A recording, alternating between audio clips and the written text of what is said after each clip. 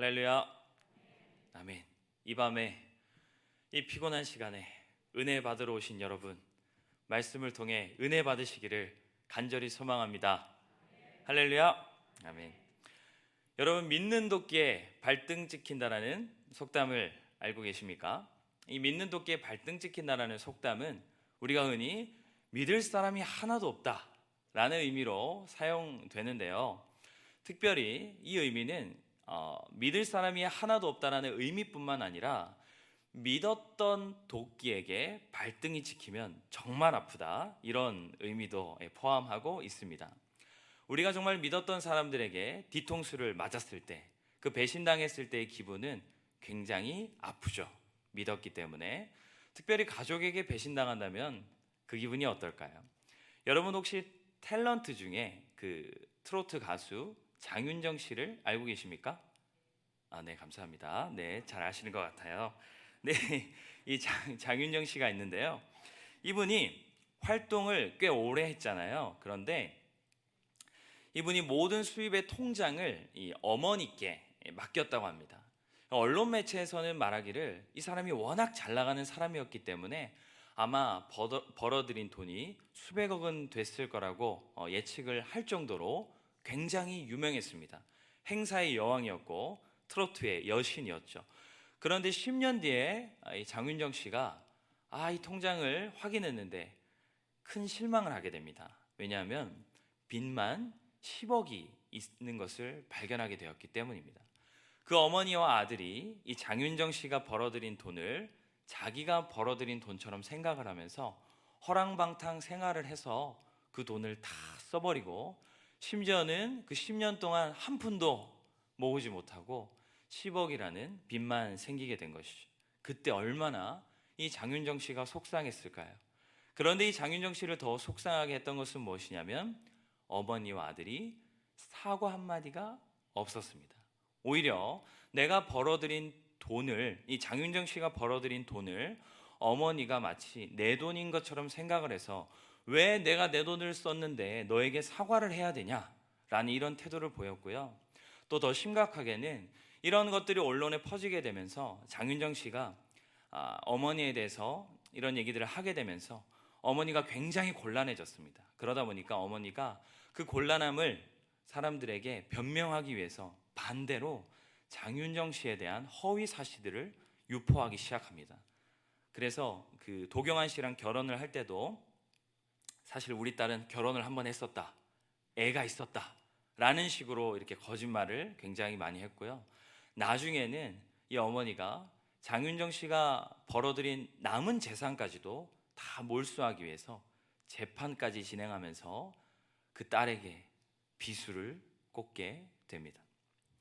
제가 오늘 이 얘기를 하는 이유가 뭐냐면 이런 일을 하나님을 믿는 우리 그리스도인들도 겪게 되기 때문입니다. 하나님 믿으면 다 잘 될 줄 알았는데, 하나님이 다 잘하게 해주실 줄 알았는데 하나님이 그렇게 하지 않으시더라는 것이죠. 그럴 때 우리는 이러한 심정을 느끼게 된다는 것이고, 오늘 이 본문이 바로 이것과 매우 밀접한 관련이 있다는 것입니다. 오늘 말씀을 보면 거라사 동네의 무덤 사이에 귀신 들린 자가 한 사람 나옵니다. 그가 얼마나 심하게 귀신에 매였는지 고랑과 쇠사슬로 아무리 메어도 끊어버립니다. 그 귀신이 너무나도 활기를 치고 다니다 보니까 사람들이 이 귀신을 제어하기 위해서 고랑으로도 매보고 쇠사슬로도 매보았지만 결국 이 귀신을 제어할 수 없었고 이 사람을 제어할 수 없었고, 이 사람은 결국 그 귀신으로 인해서 고통스러운 나날을 보내게 됐던 것이죠. 밤마다 소리를 지릅니다. 매일 돌로 자기의 몸을 자위하기 시작합니다. 왜 이렇게 이 사람이 고통스러운 상황에 놓였느냐? 성경에 보니까 그가 들린 귀신 들림이 군대 귀신이라 이렇게 되어 있습니다. 여기서 군대는 로마의 군대 단위입니다. 여기서 쓰인 이 군대라는 것은 로마의 군대 단위로서 6,000명을 의미합니다. 한두 마리의 귀신이 들어가도 얼마나 고통스럽겠습니까? 얼마나 머리가 어지럽고 얼마나 마음과 몸이 피폐해지겠습니까? 그런데 6,000마리나 되는 귀신이 그의 몸에 들어갔으니 그가 얼마나 고통스럽겠고 나날 얼마나 힘들었을까요? 그는 정말 자유를 원했을 것입니다. 누군가 나를 이 귀신으로부터 구해줬으면 좋겠다 라는 생각을 하면서 아무리 간절히 원해도 그 누구도 그를 제어할 수도 없었고 구원해낼 수 없었습니다. 그는 심각한 절망 속에서 살아가야 했습니다. 그런데 여러분, 그가 가장 아프고 슬픈 이유는 무엇이냐면 왜 하필 그 수많은 사람 중에서 나인가? 그 거라사의 그 수많은 이방인들 중에서 왜 하필 재수없게 하늘도 무심하시지 왜 하필 내가 이 귀신에 들려서 이렇게 고통스럽게 살아가야 되나? 얼마나 한탄스러웠을까요? 이 귀신이 그를 괴롭히고 어렵게 했는데 여러분, 중요한 사실은 그가 귀신 들림이 누구로 인함이냐면 바로 예수 그리스도로 인함이란 사실입니다. 그를 고통스럽게 만드신 원흉, 그 장본인이 바로 예수 그리스도라는 말입니다. 거라사 동네는 돼지를 키우는 지방입니다. 이스라엘 백성들은 돼지를 키우지 않습니다. 먹지 못하기 때문에 키울 이유가 없겠죠. 그래서 돼지를 키운다라고 하는 것은 이방인임을 뜻합니다. 그런데 예수님께서 이 귀신 들린 자를 구할 때 군대 귀신이다 보니까 워낙 귀신이 많아서 그런지 귀신이 구합니다. 당신이 우리와 무슨 상관이 있습니까? 우리 좀 살려주세요. 그래서 예수님께서 그의 말을 들어주시고 그 안에 있는 귀신들을 돼지떼에 넣어서 돼지떼가 몰살당하는 그 일이 벌어지게 됩니다. 이 일이 벌어지게 됐을 때 거라사인들은 이 일을 보고 자신의 생계를 위협하는 예수 그리스도가 이 거라사 동네에 있게 되면 여전히 자기의 삶이 무너질 것을 두려워하여 그를 떠나도록 부탁을 합니다. 주목할 것은 무엇이냐면요, 여러분, 예수님께서 너무나도 쿨하게 그 지방을 떠나십니다. 물론 귀신 들린 자가 가장 예수가 필요하죠. 또 가장 시급한 것은 사실입니다. 그러나 거라사에 예수가 필요한 자는 귀신 들린 자만이 아니라 그 동네에 예수를 알지 못하는 모든 이방인이기 때문에 예수님께서 귀신 들린 자만 구하시고 나머지 이방인들은 구하지 않으시고 너무나도 쿨하게 돌아가시는 이 모습이 너무 이해가 되지 않는다는 것이죠.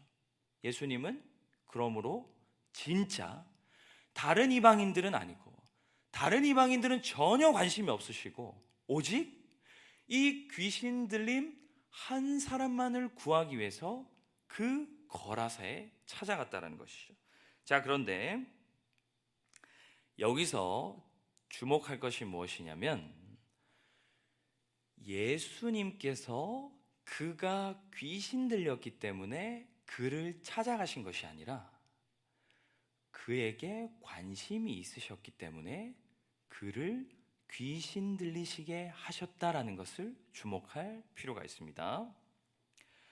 자, 귀신 들린 자도 거라사 사람으로서 그들과 똑같은 가치관을 가진 이방인이죠. 자, 만약 이 귀신 들린 자가 귀신 들리지 않은 채로, 제가 귀신 들린 자입니다, 여러분.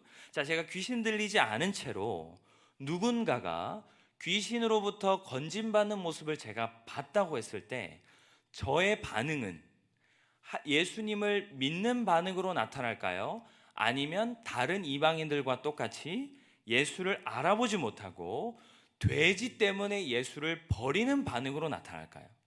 후자겠죠. 왜냐하면 귀신 들린 자도 거라사에 살아가는 이방인이고 이방의 가치관을 따라 살아가는 사람이기 때문에 예수님께서 귀신 들린 자를 구하셨을 때 이방의 가치관을 가진 사람들은 예수보다 돼지를 더 중요하게 여겼기 때문에 예수님이 아무리 놀라운 이적을 일으키시더라도 상관없습니다. 왜냐하면 나의 돼지를 손해보게 만든 존재이기 때문에 그들의 가치관에 따라서는 예수를 떠나보내게 하는 것이 당연한 것입니다. 마찬가지로 이 귀신 들린 자도 만약 같은 이방인으로서 이방의 가치관을 가진 자로서 귀신 들리지 않은 채로 누군가가 귀신 들림으로부터 구원하는 것을 봤다고 해도 똑같은 이방의 가치관을 가진 사람이기 때문에 그것을 보고 예수를 믿을 수 없고 그도 똑같이 예수를 버리고 돼지를 취하는 선택을 할 것이라는 얘기죠. 그렇다면 여러분, 기적을 봐도 믿지 못했던 이방인들이 기적 없이 그냥 단순히 예수님께서 오셔서 내가 하나님의 아들이다, 내가 메시아다, 나를 믿어라 라고 한들 그들이 믿겠습니까? 기적을 보고도 믿지 않았던 그들이 예수님이 그저 자신을 메시아라고 한들 절대 믿을 수 없는 것입니다. 여러분, 그렇다면 이 귀신 들린 자는 이 귀신 들림을 당하기 때문에 이방인들과는 다르게 어떤 경험을 할 수 있었죠? 이방인들은 귀신 들리지 않았기 때문에 귀신 들린 자가 아무리 구원을 받아도 그 이방의 가치관에 따라 내 돼지를 손해보게 만든 저 존재 떠나라, 당신은 내 인생에 도움이 안 돼 라고 말할 수밖에 없지만, 이 귀신 들린 자는 귀신 들림으로 말미암아 예수 그리스도가 자신을 귀신 들림으로부터 구원해 주는 경험을 함으로 말미암아 자신은 예수 그리스도의 능력을 체험했기 때문에 다른 이방인들과 같이 돼지 때문에 예수를 버리는 선택을 할 수가 없고 예수를 믿을 수밖에 없는 것입니다.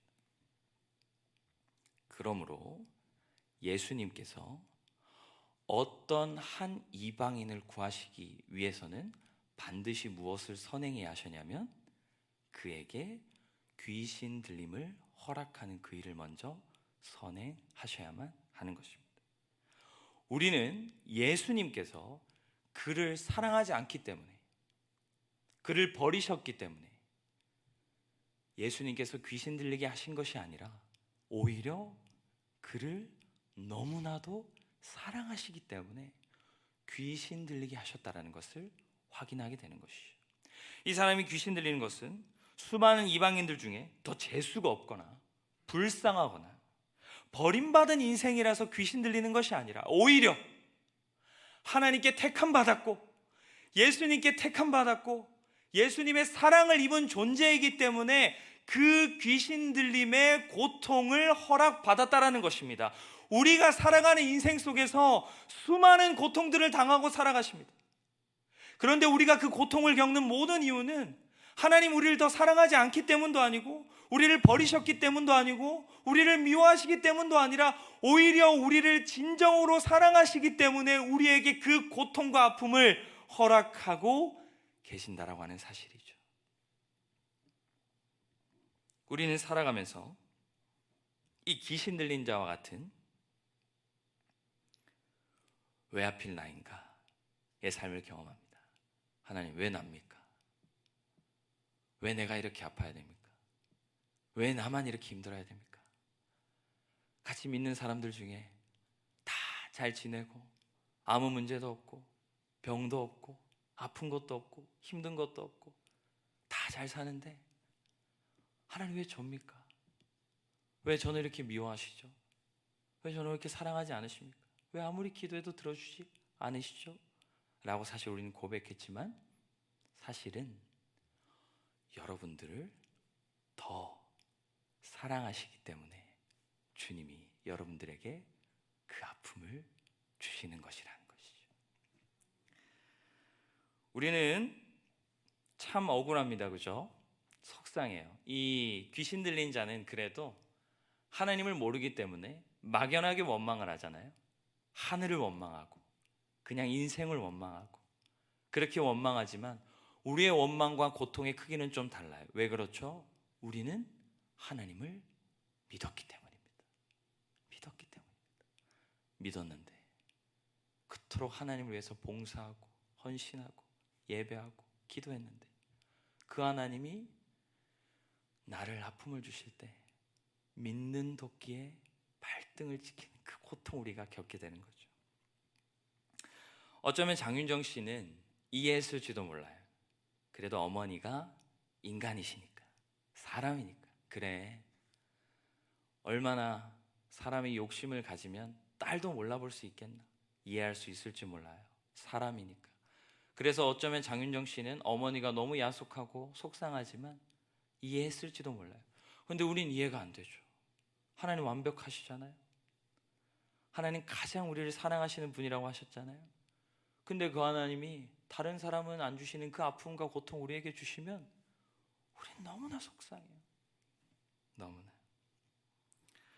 여러분, 사도 바울은 하나님께 자신의 가시가 떠나기를 3번 간구합니다.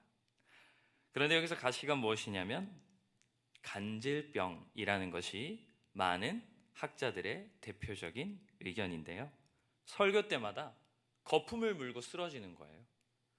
예전에는 고대 시대 때는, 초대교회 시대 때는 병자란, 귀신 들린 자만 병자라는 그런 생각들이 있었습니다. 그래서 사도 바울이 막 설교를 해요. 성도들이 은혜를 받겠죠? 은혜를 받았는데 은혜를 받는 그 순간에 갑자기 거품을 물고 쓰러지면 성도들이 무슨 생각을 할까요? 그 은혜가 다 떠나는 거예요.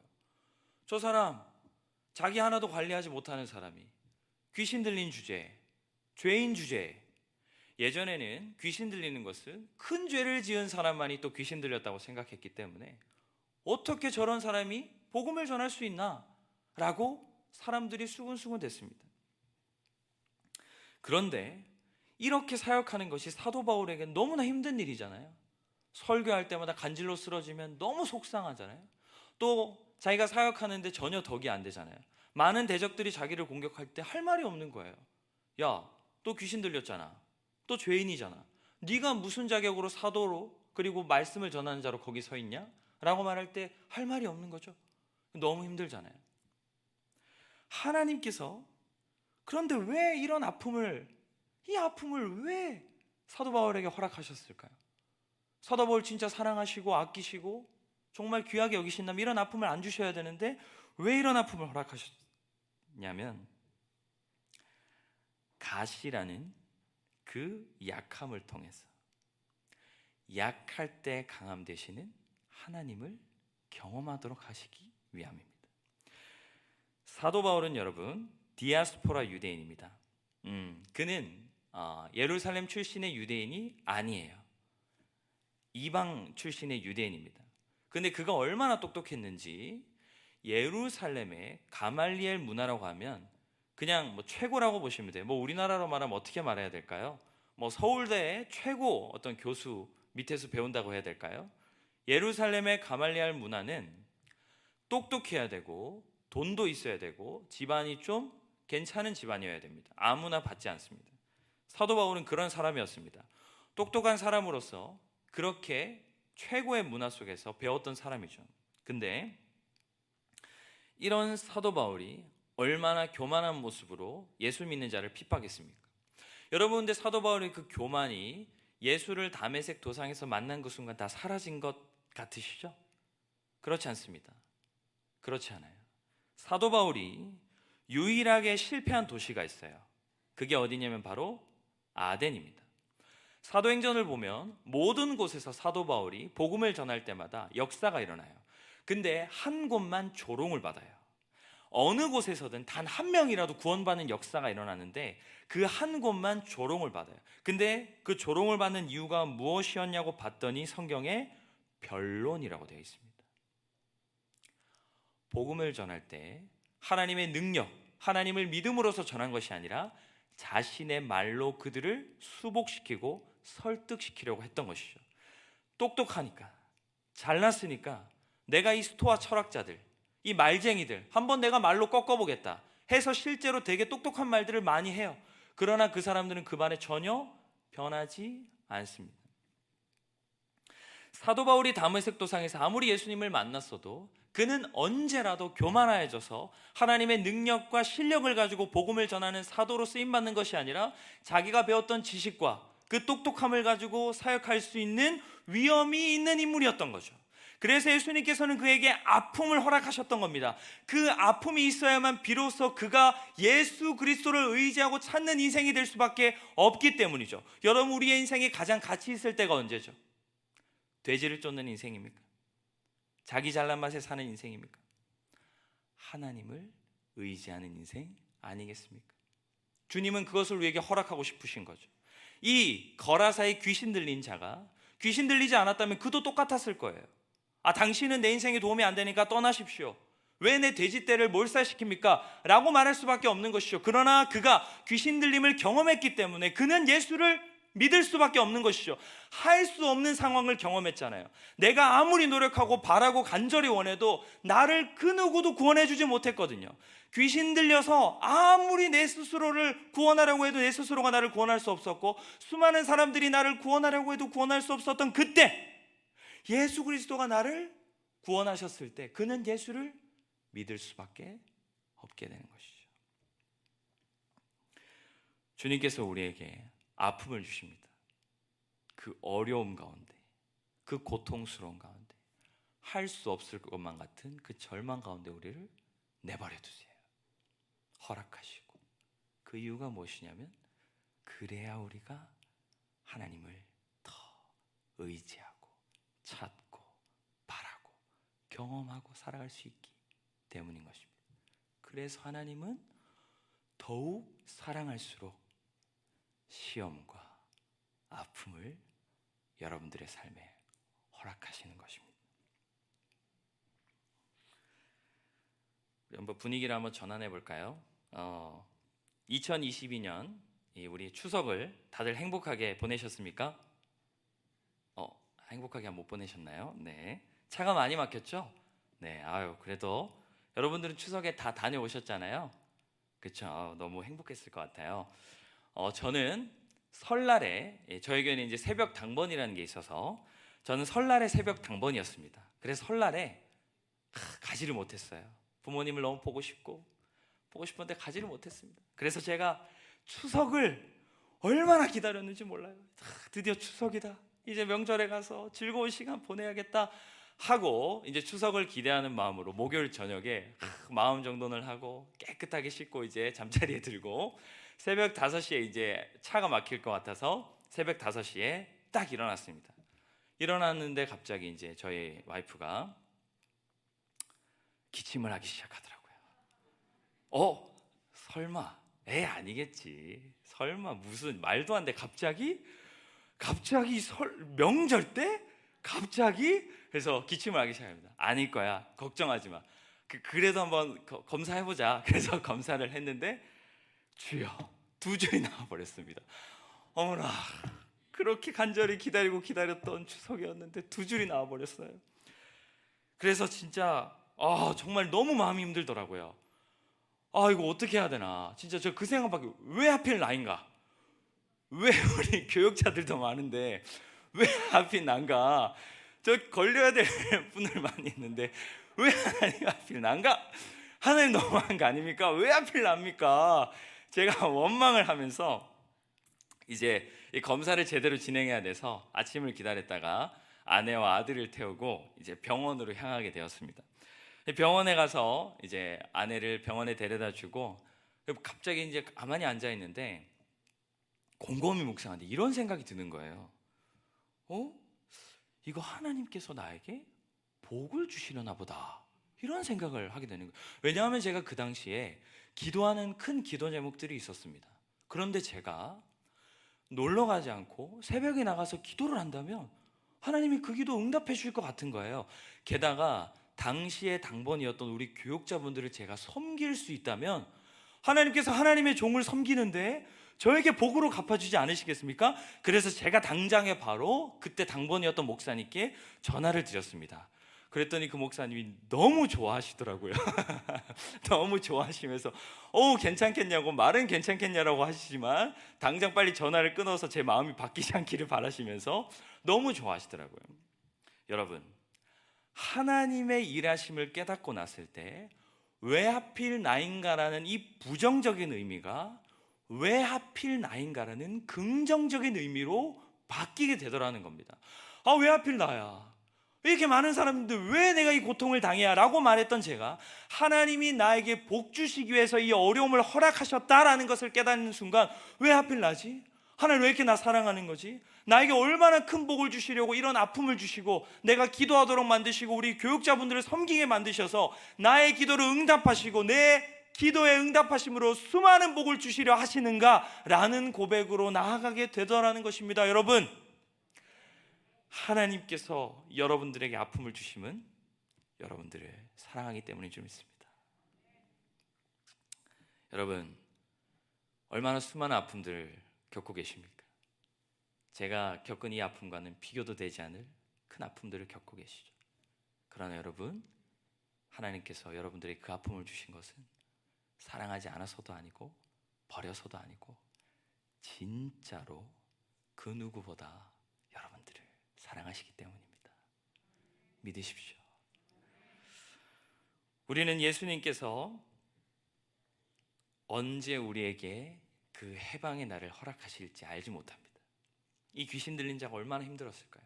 물론 하루하루 겪는 이 고통도 힘들지만 그를 더 힘들게 하는 건 무엇이죠? 언제 이 고통이 끝날지 모른다라는 것이죠. 당장 내일 끝난다고 하면 오늘 이 고통을 참는 것이 해볼만 할 것 같아요. 근데 언제 끝날지 모르는 상황에서 그 고통을 겪는다는 것은 너무나도 힘든 일이죠. 그러나 여러분, 하나님께서 그 때가 되었을 때 그를 찾아오시고 그를 구하신 줄 믿습니다.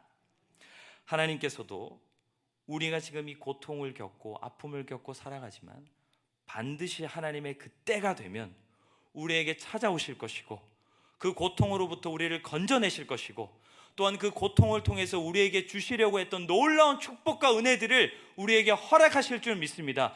하오니 여러분, 오늘의 이 고통 속에서 절망하거나 좌절하거나 아파하지 마시고 그 고통을 일하실 언젠가 여러분들을 찾아오실 그 하나님을 기대하심으로 넉넉히 이 고통을 이겨나가신 여러분 되기를 간절히 소망합니다.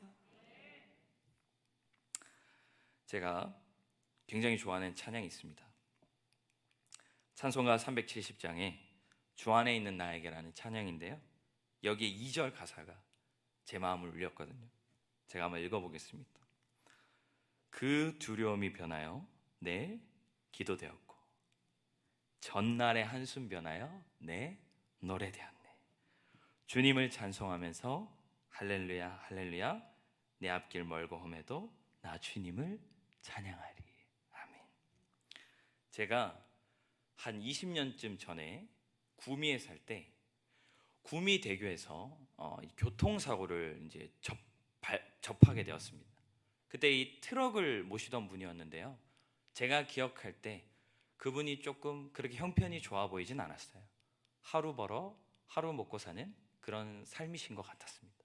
근데 그분이 1차선에 계시다가 이제 뒤에서 차가 오고 있었는데 근데 이분이 이 차를 못 본 거예요. 그래서 끼어들다가 이 차와 사고가 났습니다. 제가 그때 어떤 생각을 했냐면 이런 생각을 했어요. 야, 저분 하늘이 무너지는 것 같고 인생이 끝나는 것만 같겠다. 얼마나 그 순간이 싫고 어려웠을까. 근데 여러분, 20년이 지난 지금 그분에게 그 사건은 어떤 것이 되었을까요? 추억이 된 것입니다. 여러분, 우리 아픔, 힘듦, 어려움 다 지나갑니다. 언젠가 다 지나가서 그 한숨이 변하여 우리의 노래가 될 것입니다. 지금은 힘들지만, 지금은 어렵지만 하나님께서 반드시 일하실 것입니다. 그때 일하면 우리의 간증이 될 것입니다. 웃으면서 얘기할 아픔이 될 것입니다. 여러분, 그날을 고대하십시오. 기대하고 사십시오. 오늘날 한국교회가 이 기대가 사라졌어요. 기대가 다 좌절, 절망, 슬픔, 고통. 내일을 바라보시기를 소망합니다. 언젠가 일하실 그 하나님을 바라보시면서 믿음의 눈으로 그날을 기대하시면서 오늘을 살아가는 여러분들의 표정이 힘차고 에너지 넘치고 기대가 넘치고 활기가 넘치기를 간절히 소망합니다. 쉽지 않죠. 너무 힘들죠. 그러나 우리가 바라볼 곳이 그거밖에 없잖아요. 사랑하는 성도 여러분, 하나님의 때가 언제인지 우리는 알지 못하고 우리는 그 기나긴 터널을 지나가는 것 쉽지 않지만 분명한 것은 하나님 때는 반드시 온다는 것이고 그때가 되면 하나님께서 그 모든 고통으로부터 우리를 해방시키실 것이고 그 고통을 통해 우리에게 이루려고 하셨던, 주려고 하셨던 그 수많은 복들을 이루실 것을 기대하면서 하루하루 삶 속에서 어려움을 겪으실 때마다 그 주님으로 말미암아 넉넉히 이기시는 여러분들 되시기를 간절히 소망합니다. 아멘. 기도하겠습니다.